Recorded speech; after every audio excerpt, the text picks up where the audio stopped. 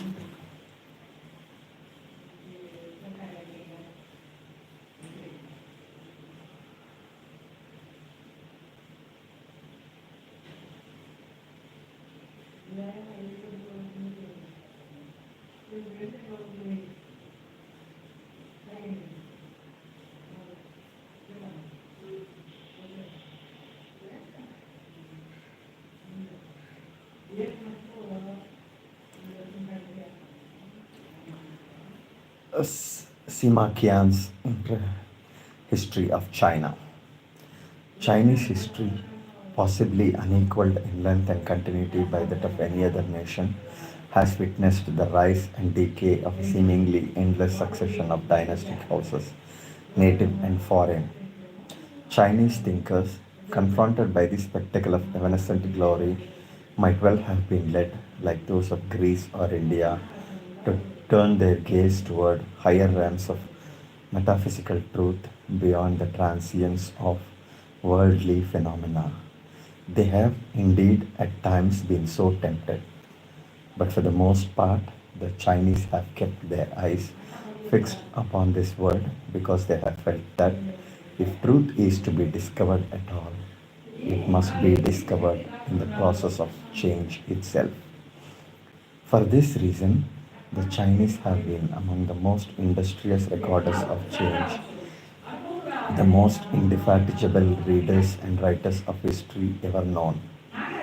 Ssuma Chi'en, probably 145 to 90 BC, is the first major Chinese historian of whom we have any appreciable knowledge and one of the greatest. His work, the Shi Qi, or Records of the Historian, in 130 chapters, is a history of the Chinese and foreign peoples known to him from earliest times down to the years of his own life. For some 2000 years since its appearance, it has been one of the most widely and affectionately read of all Chinese historical works. Its form became a model for most of the major historical works of later ages. Its contents and style have had an incalculable influence upon the literature of China and the countries under the sway of Chinese culture. To repeat an often made analogy, what Herodotus was to the historical tradition of the Greco Roman world, Ssuma Chi'en has been to that of China, Korea, and Japan. Ssuma Chi'en's history, covering five major dynasties as well as a countless number of smaller principalities, is a history of change par excellence. The 2000 years which it records move with a ceaseless rhythm of rising and falling political fortunes, a rhythm which to the Chinese is a natural and inevitable reflection in the human realm of the larger rhythm of the seasons and the stars. It is Ssuma Chi'en's professed aim to examine the deeds and events of the past and investigate the principles behind their success and failure, their rise and decay. His work, like that of all major historians of the ancient East and West, is didactic, intended, as the traditional phrase puts it, to censure evil and encourage good. In the Pyongyang commentary on the spring and autumn annals, the 20th year of Duke Shao, we are told that Confucius, in his historical writings, was content to let his condemnation of evil rest with the person of the evildoer, but that his recognition of goodness was more far reaching, extending to the sons and grandsons of the worthy. Likewise, in the Shi Chi, if we may find anything that approaches permanence In the midst of change, it is the lasting power of goodness. Evil destroys the doer, but good endures through the sons of the Father, the subjects of the ruler, the disciples of the teacher. It is the function of the historian to prolong the memory of goodness by preserving its record for all ages to see. Anecdotes, says Gross, provide the paradigm so much required by pedagogues. Early Chinese historians, pedagogues in the broadest sense of the word, have made full use of the anecdote, developing it to a level of complexity and literary subtlety far above its Western equivalent, exemplified by such stories as that of Alfred and the Cakes. The Chinese works often consist almost wholly of dramatic episodes and scenes in which direct speech replaces narrative and serves to reveal the character of the actors without comment from the historian. The Shichi contains a rich store of such episodes. Later, historians have produced works that are more detailed, more carefully put together, and perhaps sounder as history, but they have never surpassed the dramatic power and imaginative appeal of the Shichi. It is no doubt for this reason that the Shichi has had such a deep influence upon the literature of China and Japan and has maintained its popularity to the present day. The aim of this study is to introduce to the reader of English the figure of Ssuma Chi'en, to describe the form and content of his work, and to indicate something of its importance in Chinese culture. It may be objected that the exploits of man are not so various, nor his ways of thought so divergent that the historical works of one people should require lengthy explanation to be intelligible to any other. It is true that the Western reader approaching early Chinese history may for a moment be put off by the oddness of names or the allusions to beliefs and ideals with which he is unacquainted. The setting is no longer that of the Mediterranean littoral. The dress of the players is different, and their voices and gestures are strange. But if he will watch the piece they play, he will find it an old and familiar one. So long as history is about man himself, it should be intelligible to other men regardless of the accidents of time or space. Since my purpose is to introduce Ssuma Chi'en to the English reader, I would, if possible, advise him to lay aside this book for the moment and turn directly to the writings of Ssuma Chi'en himself. Unfortunately, so little of the Shichi has been translated into English that this is impossible. I am at present preparing a translation of representative sections of Ssuma Chi'en's history, which I believe will give the reader an opportunity to form his own judgments of the work and its author. In the meantime, I hope that this study will serve to arouse his interest and prepare him for the Shichi itself. In a study of this type, dealing with the literature and culture as little known generally in the West as is that of the ancient Chinese, it has seemed desirable to make some general remarks on the history and background of the period under discussion, even though such remarks may be common knowledge to the specialist. I have therefore begun by outlining the beginnings of Chinese history as they are revealed in the Shiqi and describing the age in which the historian lived and wrote. In place of a biography of my subject, I have presented a translation of the oldest and for all practical purposes, the only sources for his life, the autobiography which he appended to the end of his own work, and the biography written of him by his successor, Pan Ku, 32 to 92 AD, principal author of the Han Shu or History of the former Han Dynasty. This is followed by a description of the beginnings of Chinese historiography and a discussion of the form and makeup of the Shiqi. Finally, I have attempted to outline the thought of the historian, and since the Shiqi is a great work, not only of history, but of literature as well, I have tried to analyze some of the literary devices and points of style which have contributed to its popularity.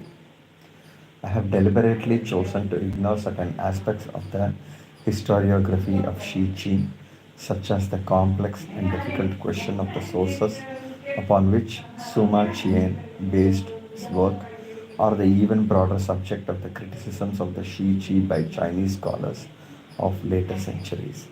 I am aware that such omissions may constitute a serious defect. Yet it has seemed impossible to cover all the aspects of a work of the magnitude and importance of the Shichi. I am also painfully aware of the limitations of knowledge and ability with which I have undertaken this perhaps too ambitious study. I can hope only that, in spite of errors or distortions which I may inadvertently have committed, this study will serve in a small way to suggest to the English reader something of the greatness of the Shichi. At the end of the last century, the renowned French sinologist Edward Chavannes published a French translation of the first 47 chapters of the Shichi with a lengthy introduction on the life, times, methods, and sources of the historian.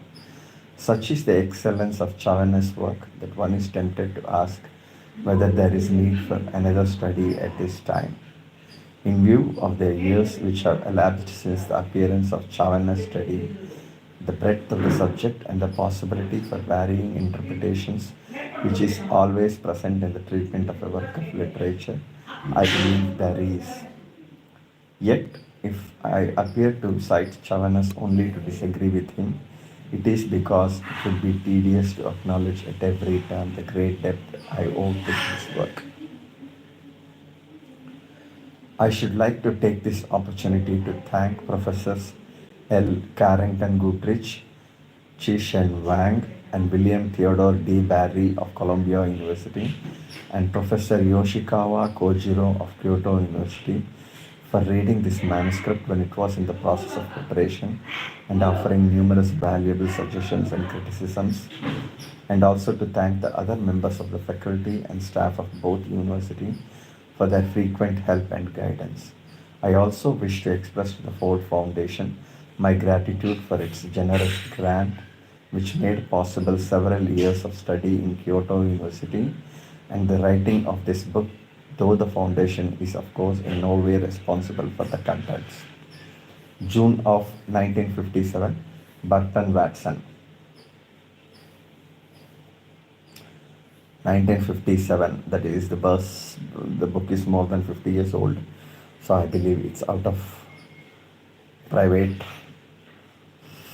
intellectual property and is away, it's part of public domain.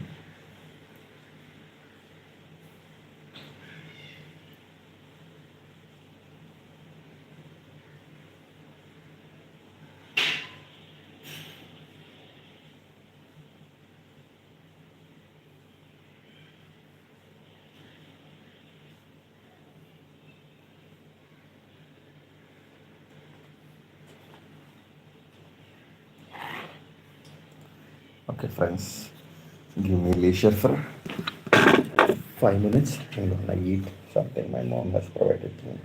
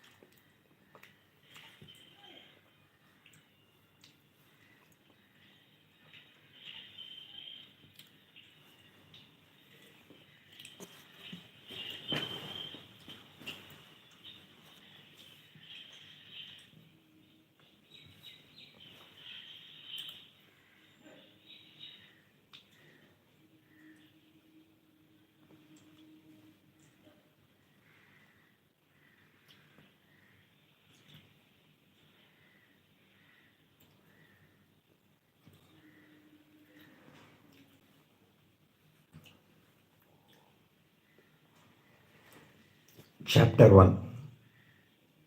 The World of Ssuma Chi'en.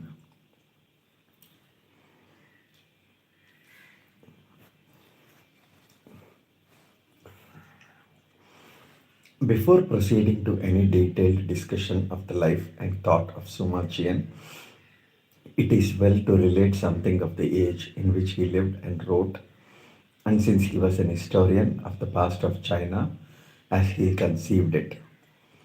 Therefore, I shall try to describe briefly the scope of his history of China, the Shiqi, or records of the historian, and some of the main ideas which dominate it. This is no place to attempt a condensation of the vast and complicated picture of the first 2000 years of Chinese history presented in the Shiqi. Any such forced epitome would almost certainly be distorted and meaningless. I shall concentrate rather upon the ideals and tempers which, in the eyes of the Chinese themselves, characterize the various eras of their early history. My source for this description is mainly the Shiqi itself, for it is Ssuma Qian's own view of the Chinese past which will be most pertinent to the discussions that follow. This view will be supplemented by a consideration of Ssuma Qian's own age and that of his famous successor, the historian Pan Ku. I have referred to the Shiqi as a history of China, which for practical purposes it is. Yet the fact is that Ssuma Chi'en wrote a history of the world. Most of his space he devoted to the history of the area known to us as China, for the reason that this was, to him, the center of the world, the highest point of human advancement and culture, and the area about which he knew most. But he extended his examination in all directions, including in his book accounts of the area now known as Korea, the lands of Southeast Asia, and those to the west and north of China. In other words, he seems to have taken care to describe in as much detail as possible all the lands outside the borders of China of which he had any reliable knowledge. The fact that he says nothing, for instance, of Japan in the east or Europe in the west is almost certainly due not to a lack of interest but to a lack of information. In his discussions of the philosopher Cao Yan, SC 74 or 7, he cites the thinker's theory that China is only one of 10 great continents which exist in the world, surrounded by a vast sea that marks the limit of heaven and earth, but he neither agrees with this theory nor refutes it. It is typical of Ssuma Chi'en's caution and rationalism that he himself ventures no speculations upon the size and configuration of the world. He recorded and described all of it that he could. We can only guess what he may have believed lay beyond the lands of which he knew.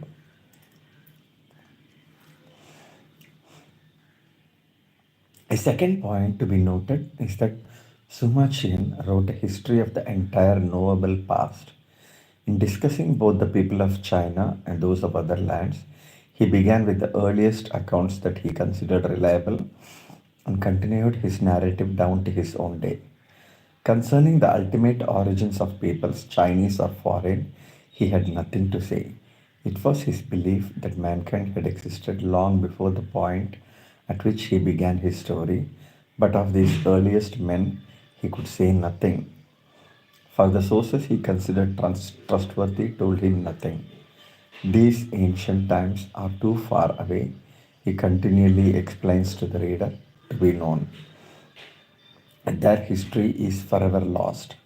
The men of his time had a vague metaphysical explanation of the creation of the world out of nothingness, expressed in the predominantly Taoist work written when Ssuma Chi'en was a young man, the Huai Nan Tzu 3/1.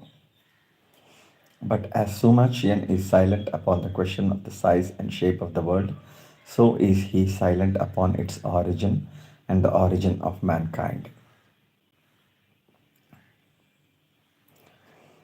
Unlike Hebrew, Chinese, or Japanese historians, Suma Qian and his countrymen recognize no datable beginning to human history. Their conception of time is astronomical. Time is a series of cycles.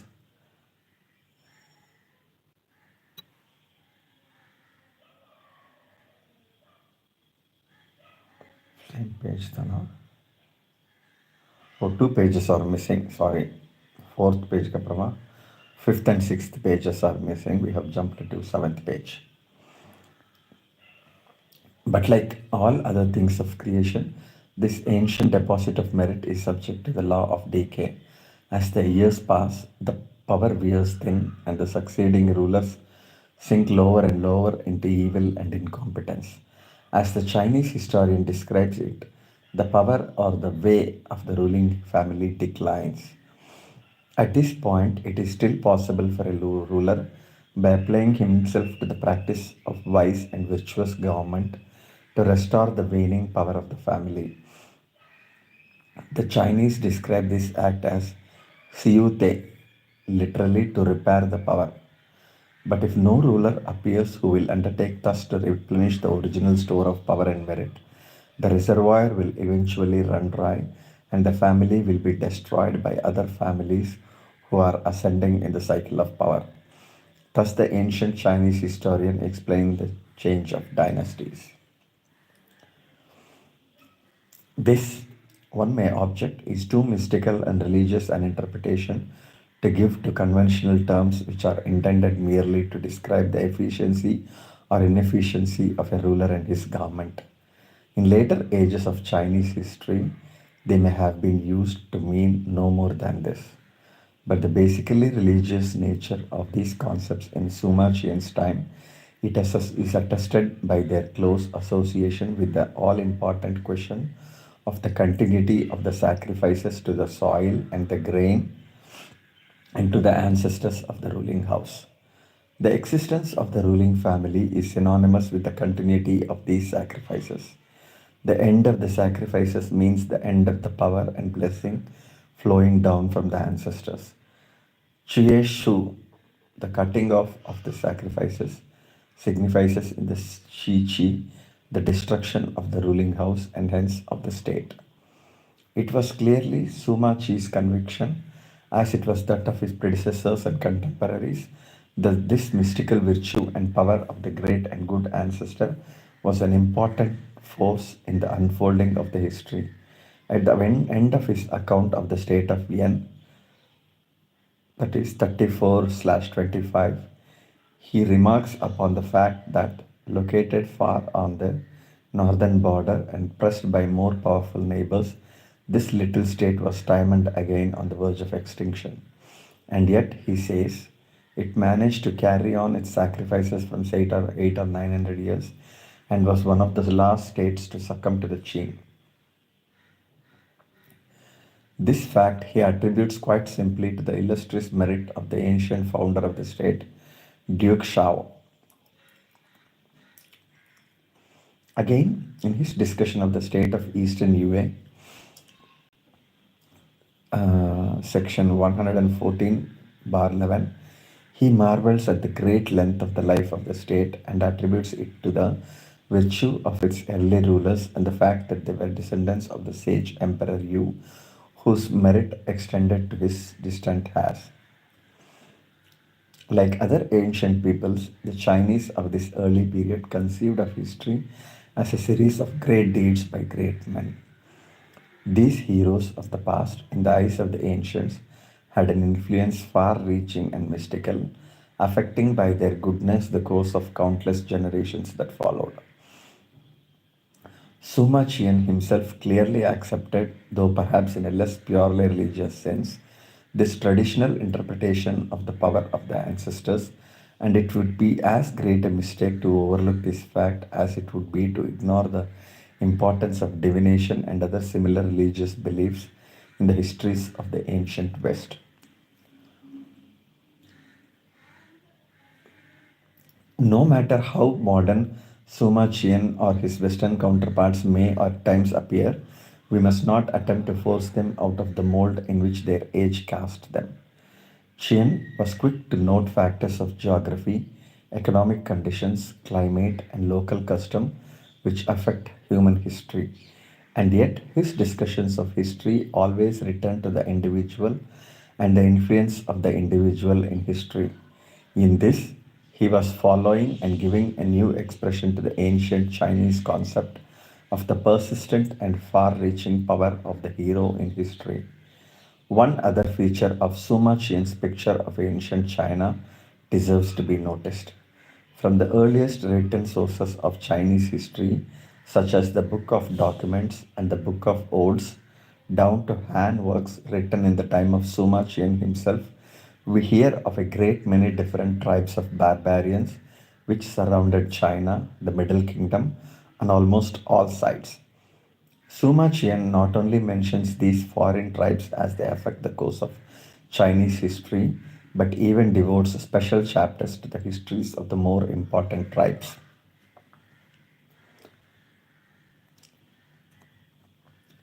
Much of the time in these references, we hear only of wars between the Chinese and the barbarians, but at other times, the Chinese seem not only to have lived at peace with their neighbors, but indeed to have mingled with them in complete freedom.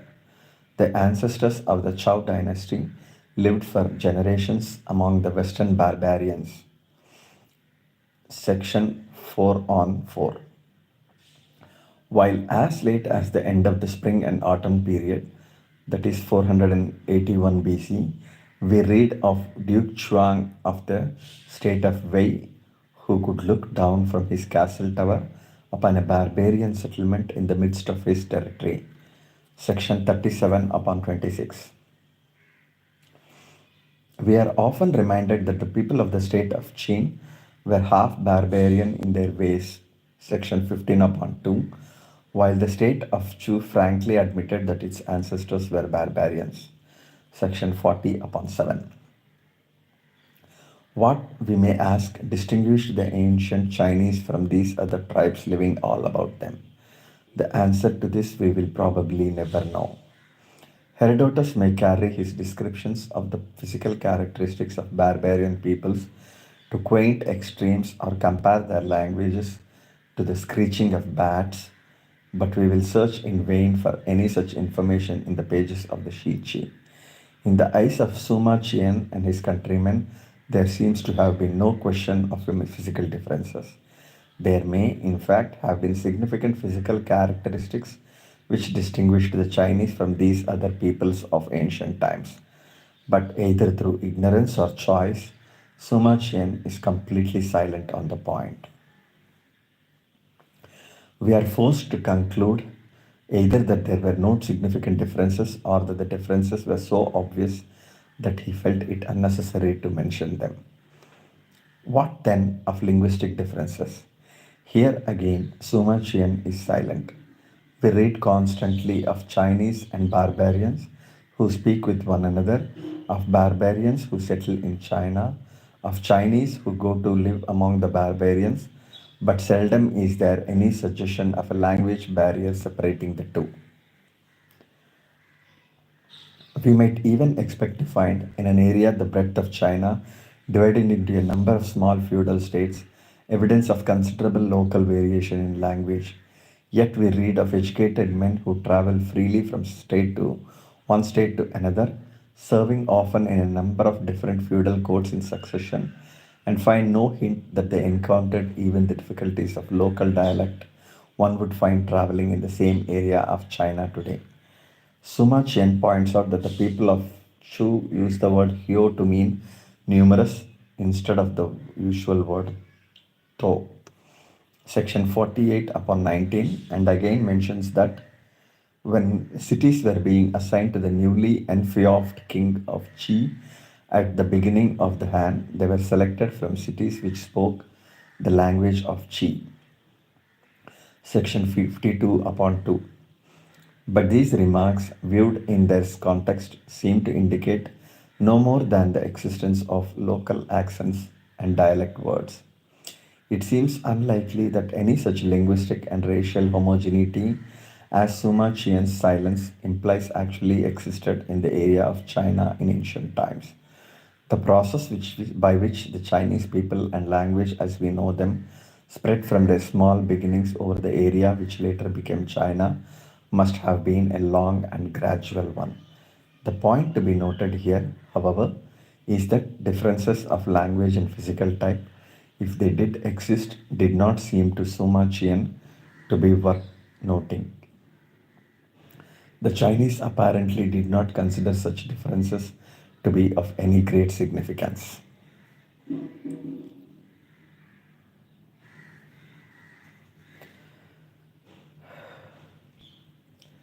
The Kungyang commentary on the Spring and Atom Annals under Duke Cheng, 15th year, in a cryptic passage distinguishes three divisions of mankind. The smallest unit, which is the feudal state, in the case of the annals, the state of Lu, the largest group known as the people of Xia, that is, the Chinese states that together made up the Middle Kingdom, and beyond these, the third category of barbarian tribes.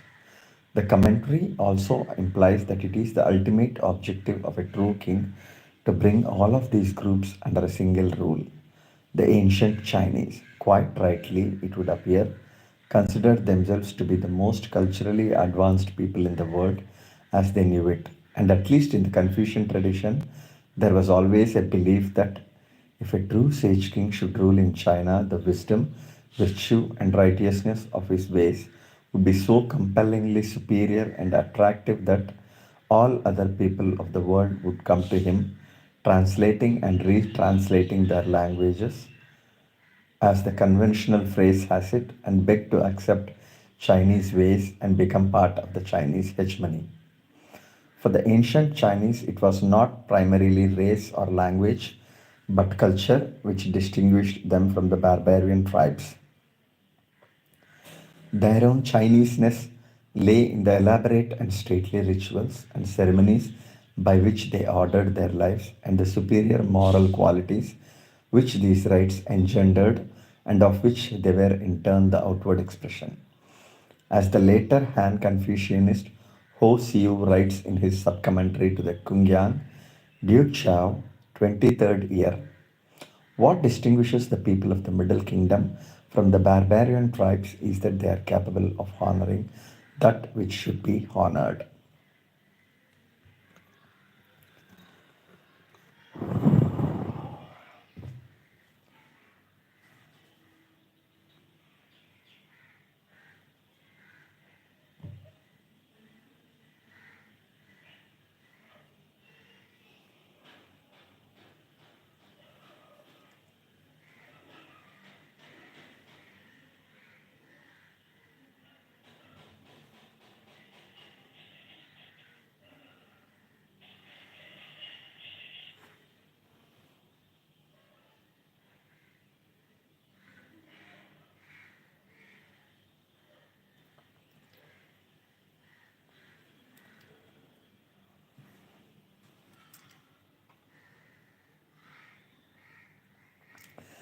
The Chinese of the time of Suma Qian still fought bitter wars with the barbarian tribes who stubbornly refused to give up their inferior ways and submit to Chinese rule. But in spite of these harsh realities, the Chinese of the Han, like the Greeks of the Hellenic age or the Romans of the Empire, had attained a degree of advancement and self confidence where they could look forward to a great day when their culture would flow beyond the borders of the old narrow kingdom to embrace in one great family all mankind. It is perhaps due to this calm self confidence that Suma Qian did not hesitate to undertake the writing of a history of all time and all people. In his history, he is careful to note the degree to which various peripheral and non Chinese peoples conform to pure Chinese ways, for this was the criterion by which their place in the hierarchy of mankind could be judged.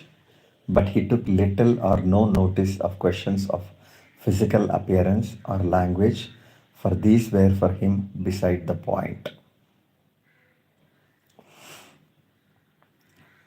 Herodotus, confronted in the temple of Thebes by the statues of some 300 generations of high priests representing, by his calculation, 11,340 years of human history in Egypt, was shocked into a realization of the relative newness of his own people.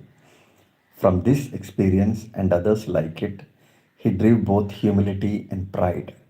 Humility as an historian before the vastly older and in many ways superior cultures of Africa and Asia, and pride as a Greek in the remarkable achievements of his own people in their more recent emergence from the darkness of prehistory. But Suma Qian and his contemporaries were blessed with no such experience. Surrounded by primitive and unlettered tribes, they lacked any rival worthy of either admiration or envy. In such a situation, overt national pride was unnecessary and humility out of the question. And until such a rival should appear, the Chinese had no yardstick other than their own by which they might measure the length and greatness of their culture.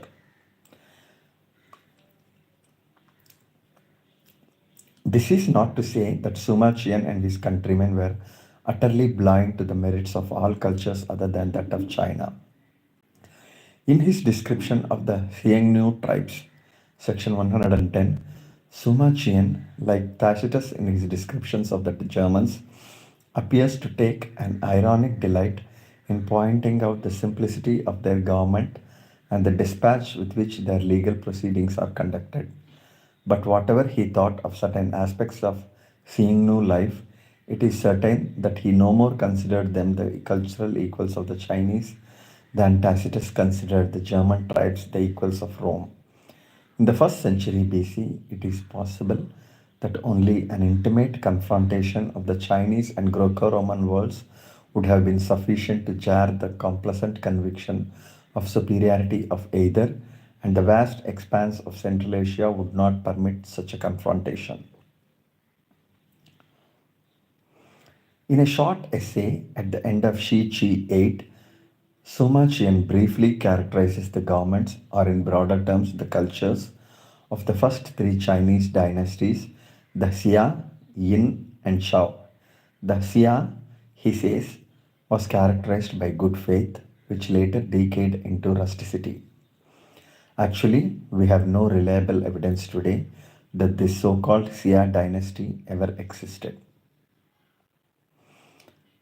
Suma Qian's account of it is extremely sketchy, consisting almost entirely of portraits of the virtuous founder and the degenerate tyrant who ended the line.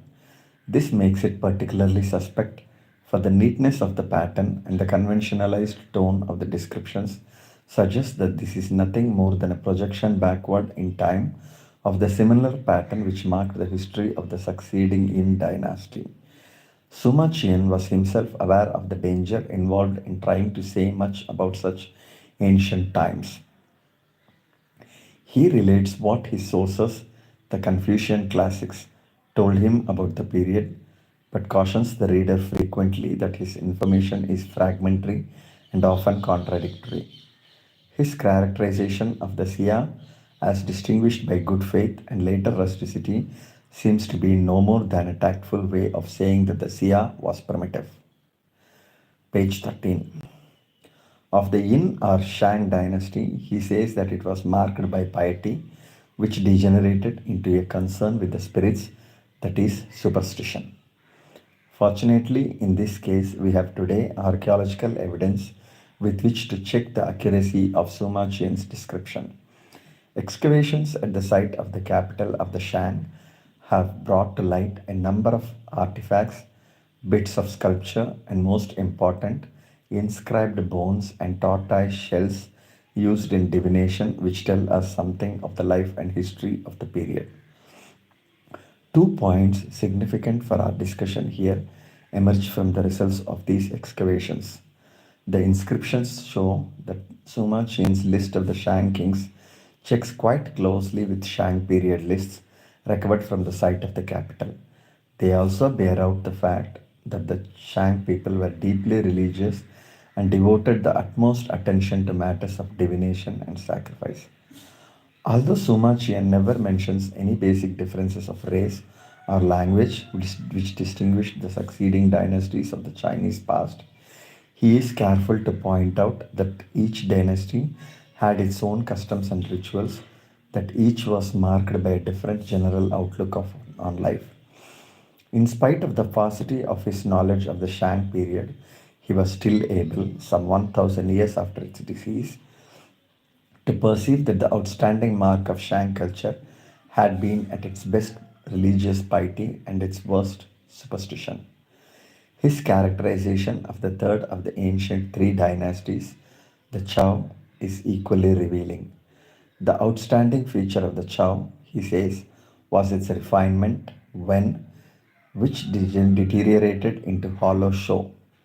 The word when is one of the most troublesome in Chinese thought to define and translate.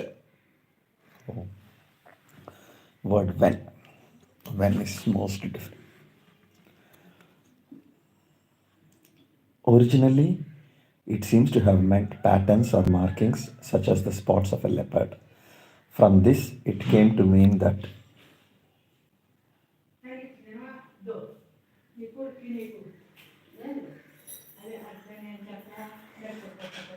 From this, it came to mean that which is decorated or adorned, as opposed to that which is rough and plain. Hence, it acquired the sense of elegance, refinement, or culture. Again, from its meaning of patterns, it came to signify writing and all the advancements associated with writing and literature.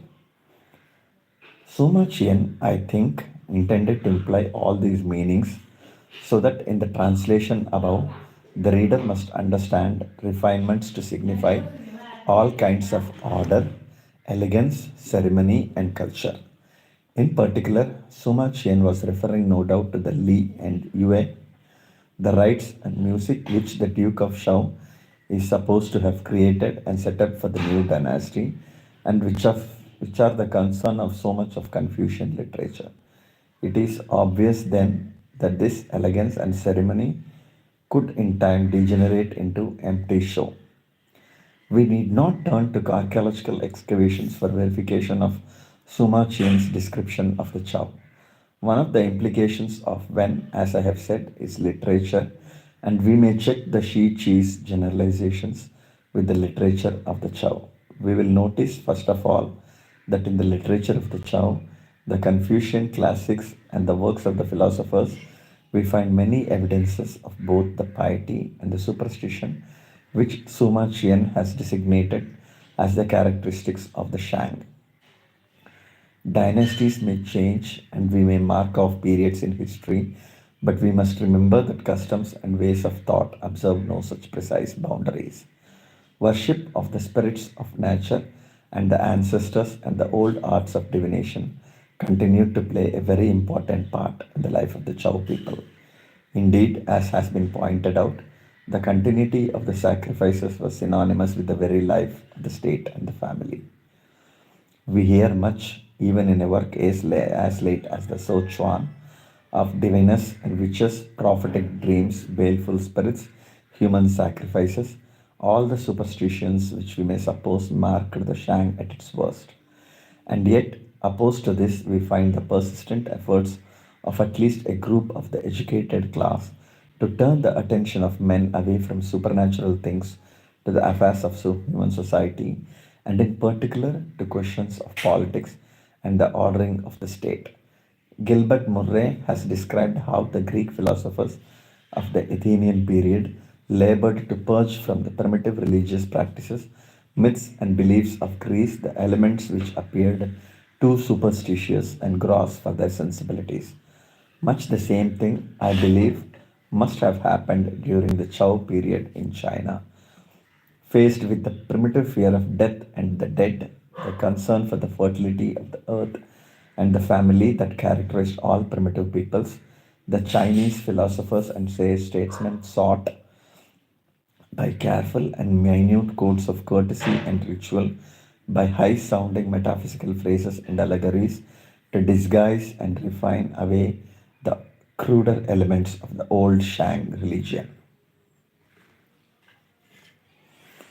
Okay, I guess.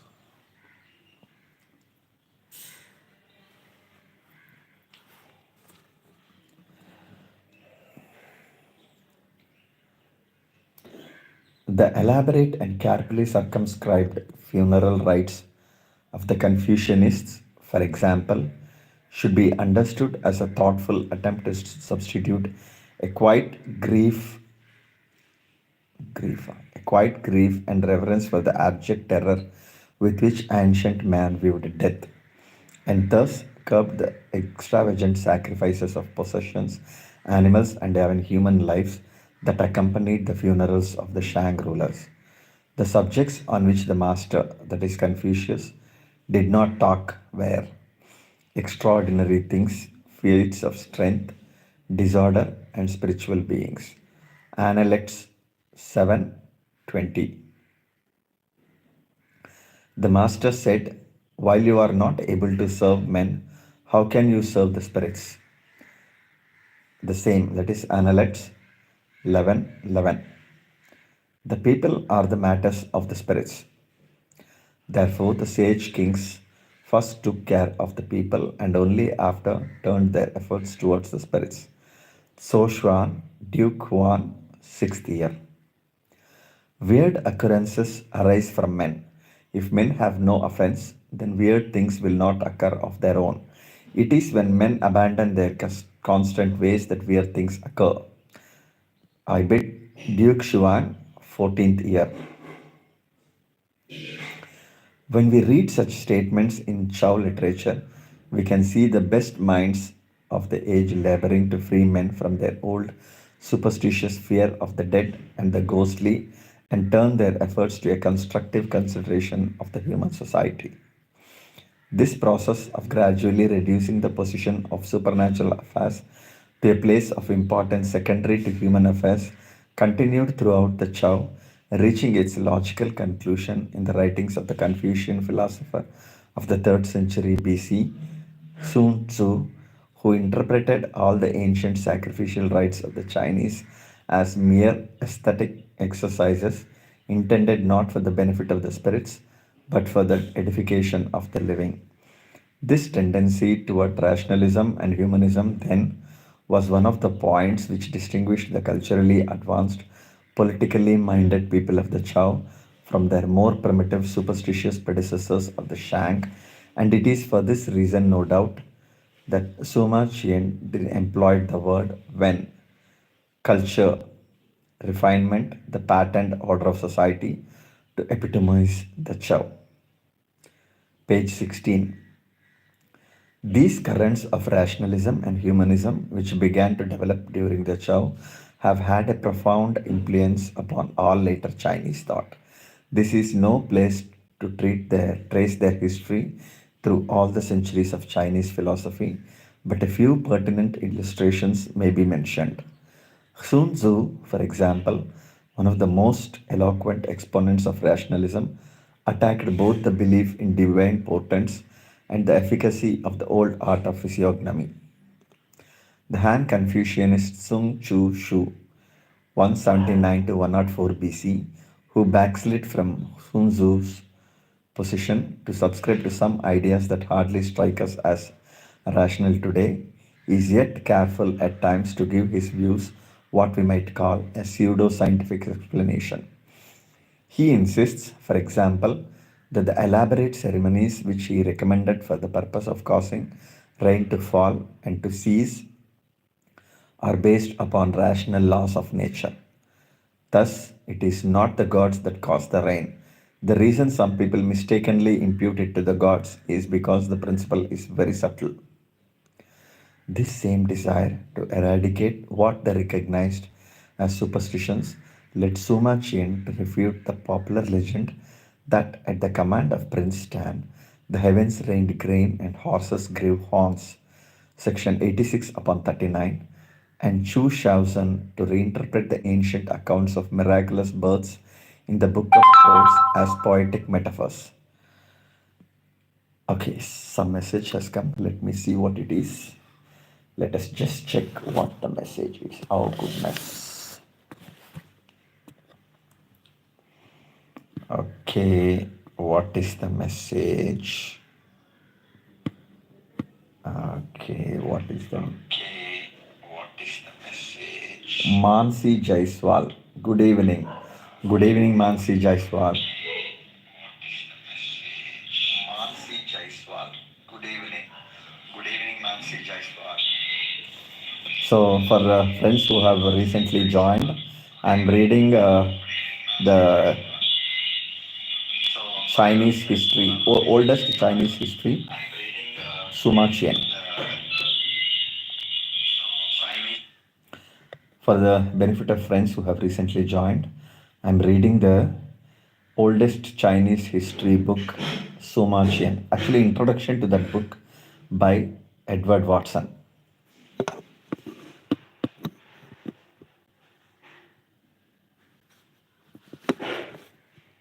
Okay.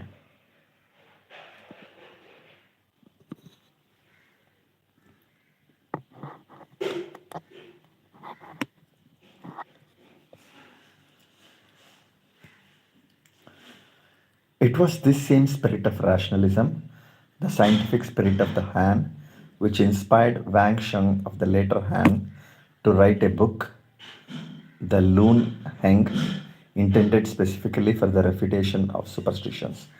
This rationalistic spirit will help to explain much of what appears in the opening pages of the Shi Chi as ancient history. Suma Qian begins his story of the Chinese past with the account of five rulers of supreme virtue.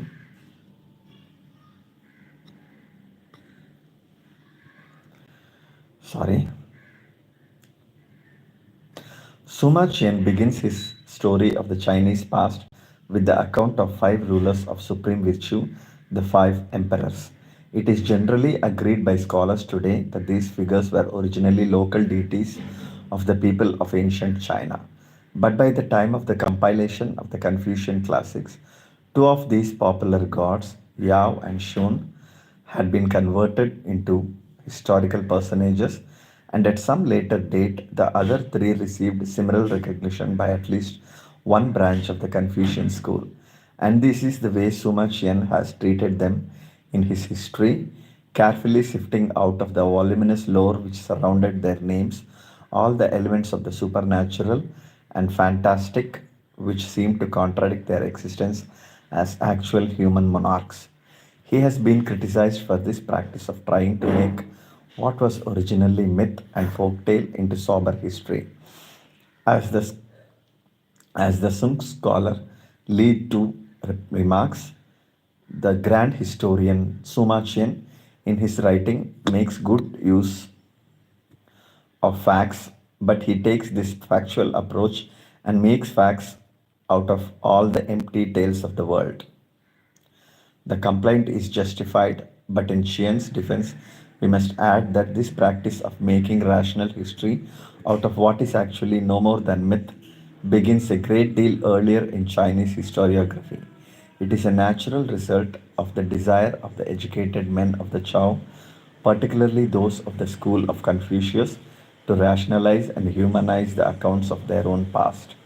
We must be constantly wary of this tendency in Chinese thought, for it has led to the transformation of any number of legendary figures and events into what appears to be sober historical truth. Nearly all the sources on ancient Chinese history which Suma Qian used seem to date, at least in compilation, from the closing centuries of the Zhou dynasty. Parts of this literature, such as the songs of the odes, sections of the documents, and the spring and autumn annals, undoubtedly represent earlier writings. But it was probably not until the time of Confucius and his disciples that the classics began to assume anything like their present form. Professor Naito Torajiro has suggested that is when a culture and a way of life is declining and seems in danger of extinction, when confusion and doubt have arisen over the veiled ways that men are moved to compile canons of history and ritual and law. Although, as a general thesis, this statement is open to some question, it would seem to apply in this case. The age of Confucius was certainly such a period of decline and chaos. From what we can see in the Book of Documents and the Odes, the early Chow was a time of considerable social and political stability. The central court was powerful and respected. The feudal lords kept peace and order in their respective domains, and the people lived a simple rustic life bound to the soil. This picture may be idealized in its air of sweetness and harmony, but there is no reason to believe that it is not true in its general contours. Page 18. By the time of Confucius, around the beginning of the 5th century, however, as both preaching and Han literature never tire of pointing out, the way of the Chow had declined. The central house of Chow, partly because of the persistent attacks of barbarian tribes, partly no doubt because of the natural moral decay that seems eventually to beset all courts of all ages, had declined sadly in power and prestige. The stronger and more prosperous of the feudal domains swallowed up their neighbors and grew steadily in size and might. The old hierarchical order of society and the carefully guarded rites and ceremonies that were the physical expression of that order, the wen of the early Chow, fell into decay. Feudal rulers assumed noble titles to which they theoretically had no right, and with them they usurped the rights appropriate to the titles. Nobles sent orders to the king, ministers assassinated their liege lords, and social disorder threatened to pervade all classes of society and undermine all traditional concepts of law and morality.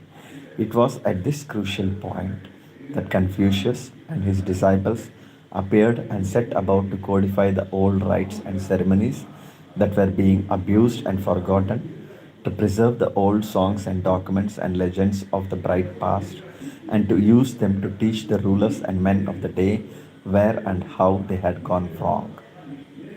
We must remember in reading the Shi Chi, which is based to so large extent upon these works of the Confucian canon, and considers them as the final authority on questions of historical truth, that the classics were compiled by men living in a time of trouble and disorder, who were looking back to what they saw as an ideal age or a series of ideal ages in the past.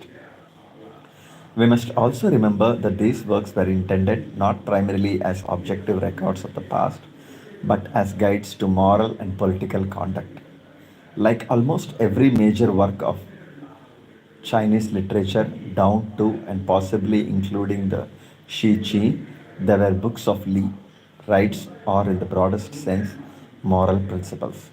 If so many of them are devoted to historical anecdote rather than to general moralistic pronouncements, it is because the Chinese of this age, and to a large extent of the ages that followed, believed that moral law was most faithfully embodied not in abstract codes of behavior, but in the actual records of how the great, the truly moral men of the past had behaved. But the Confucians and their canon could not stem the tide of social change. The central court and its satellites, the old feudal families, continued to grow weaker, while families that had been ministers and retainers to the feudal lords grew so powerful that they overthrew their former masters. Changes in methods of warfare, advancements in agricultural techniques, and the growth of trade all vitally affected the old feudal society. Lacking any strong central authority to which they could appeal, the various states began to form alliances to protect themselves from attack, and there began a long struggle to achieve some balance of power that would ensure peace from the incessant feudal wars. These rapid social changes only hastened that decay of traditional moral values which Confucius had feared. As Sima Qian writes of these diplomatic alliances, false titles flew about and oaths and agreements could not be trusted. Although men exchanged hostages and broke tallies, they still could not enforce promises. Section 15 upon 3. The world honored deceit and power and disdained benevolence and virtue. It put wealth and possessions first and modesty and humility last. Section 30 upon 47. In such an atmosphere, it was inevitable that the old religious beliefs should also decay. Feudal lords performed sacrifices to which they were not entitled, or abolished the sacrifices of conquered states, and yet no enraged manes visited supernatural wrath upon them. Rulers repeatedly broke the oaths they had sworn before the gods, and yet no angry heaven punished them. One feudal lord, in an insane defiance of the old religious ideas, went so far as to set up a leather bag filled with blood and use it as a target for his archery. Oh, goodness. One feudal lord, in insane defiance of the old religious ideas, went so far as to set up a leather bag filled with blood and use it as a target for his archery, declaring that he was shooting at heaven. One of the most important results of this breakdown of the old feudal hierarchy and its ideals was an increase in social nobility. As the old aristocracy became increasingly weak and decadent, the higher ministers and officials began to usurp the actual power and sometimes even the titles of their lords. These usurpers brought to power with them their own staffs of clerks and advisors and their own private soldiery. Page 20. I think we should take some rest here.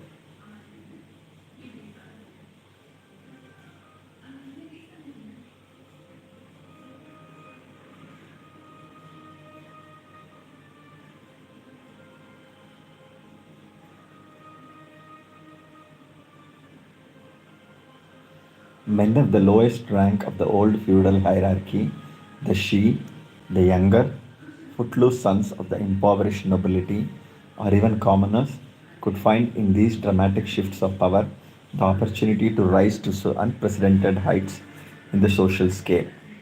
The new leaders who were contending for power built up private armies and often vied with each other in making attractive offers to young men to come and join their band of retainers. A man who dreamed of a military career could choose from among these lords the one who offered the best treatment to his soldiery and who seemed most likely to do great things. If he was dissatisfied, he could leave and join another household, or if he were the clever, studious type, he might become a civil servant or political advisor to one of the new leaders. Schools of philosophy, the Confucian, the legalist, the Mohist, arose to train young men for careers as officials and advisors. Rulers competed with each other in attracting to their local courts renowned and successful political theorists and their disciples.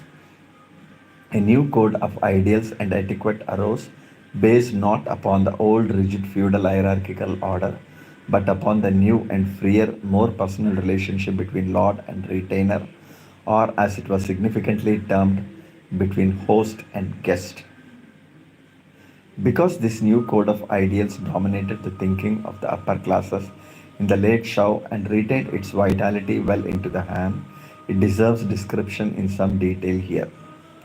What, first of all, was the incentive which, according to this code, inspired this class of guests or retainers in their struggles to rise in the social order? The gentleman, Shi, writes Chuang Shu, gives himself to the pursuit of fame, and this sentiment is echoed by the Han poet Chia Wan. The impassioned gentleman pursues fame. Mere material wealth was considered too mean an objective for the gentleman class, while actual rule and aristocratic title were, ostensibly at least, the prerogatives of this lord or host. His lord or host. He should devote himself only to making a great and admirable name for himself as a warrior, a man of honor, an official, or a political advisor. Pre-Qin literature contains many tales of such men who rose from humble and obscure origins to become great military and political leaders in this period. And the Li Xuan or biographical section of the Shi Qi, written almost entirely under the influence of this code of ideals, by recording and preserving the great deeds of these men, rewards them for all time with the prize they sought, fame.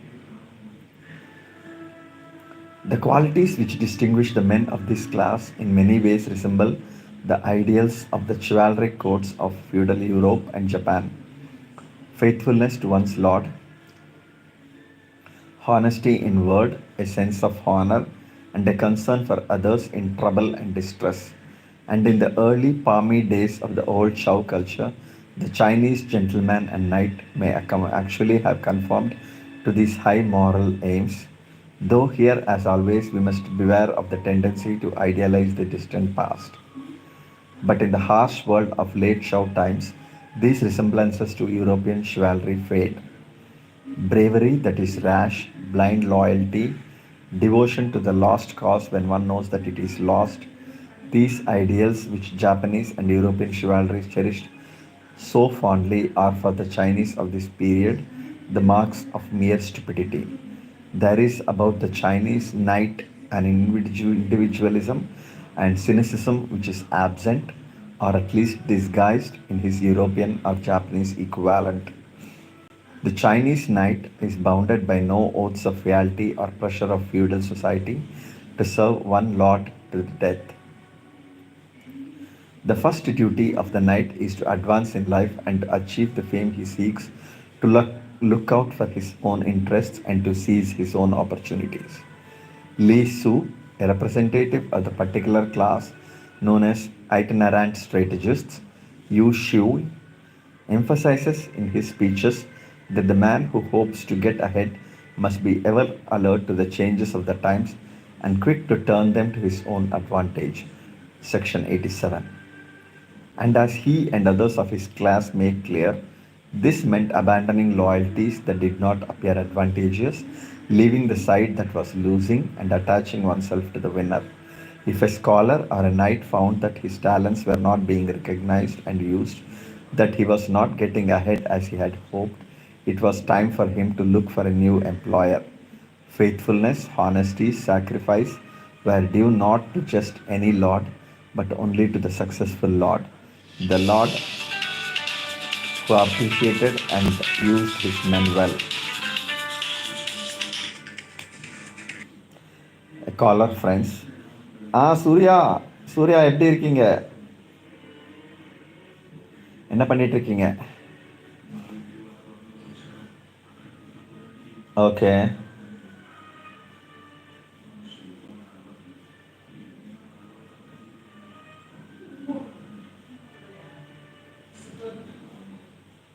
Okay. Nandambakkam தெரியும். சொல்லுங்க. மாப்பாக்கம் தெரியாதே. தெரியல. அது எந்த ஏரியாவில் வருது? மேடவாக்கம் பக்கத்துலையா?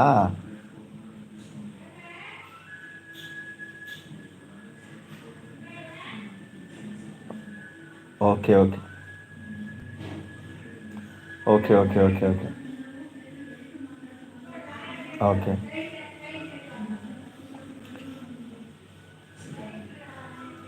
Okay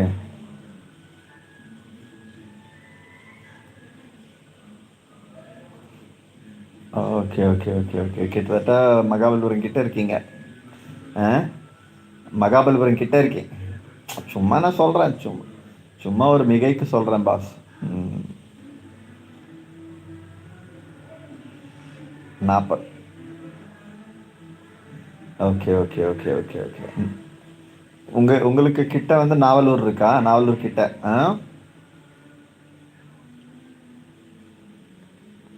okay okay. Room வசதியாக இருக்கா?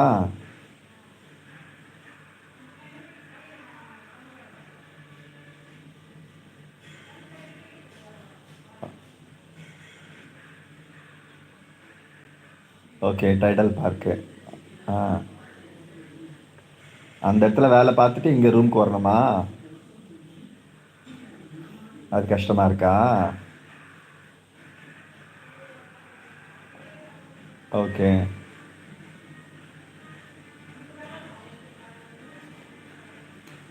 Okay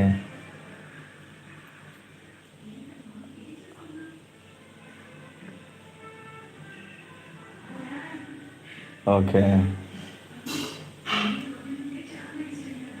okay. உங்கள் ஒர்க் சைட் வந்து டைடல் பார்க்கா?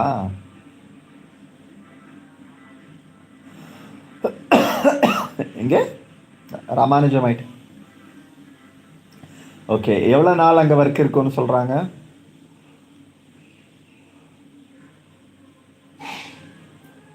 2 மாசம்னா நீங்க ஜஸ்ட் ஒரு பிஜி ஏதாவது ஒண்ணு பார்த்துக்கலாம் அந்த ஏரியால. ஓகேங்களா?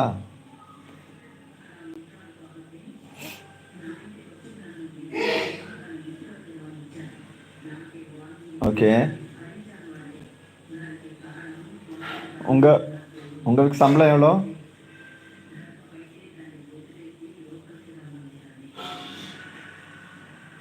Okay, okay, okay. ஒண்ணும் பிரச்சனை இல்ல. நீங்க அது பிஜி பார்த்துக்கிறது உங்களுக்கு விருப்பம் இல்ல அப்படின்னா, அங்கருந்து ஏதாவது ஏதாவது படிக்கிறது அது மாரி பழகிக்கங்க. பஸ்ல போற நேரம் அப்படியே படிச்சுக்கிட்டே போற மாதிரி. ஆ?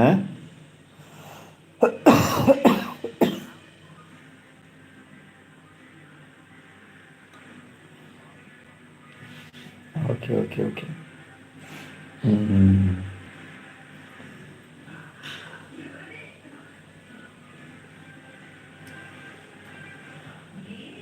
ஓ!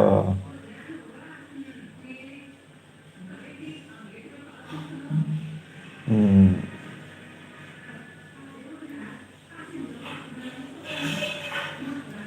Okay.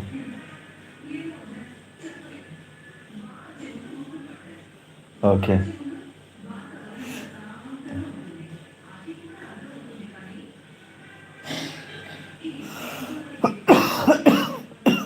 Hmm.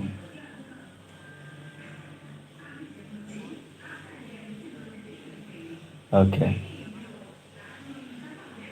Hmm.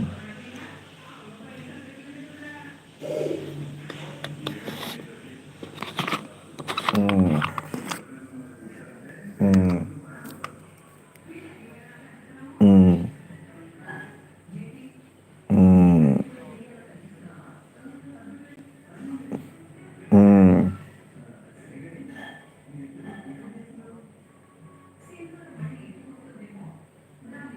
Hmm. Hmm. ம்.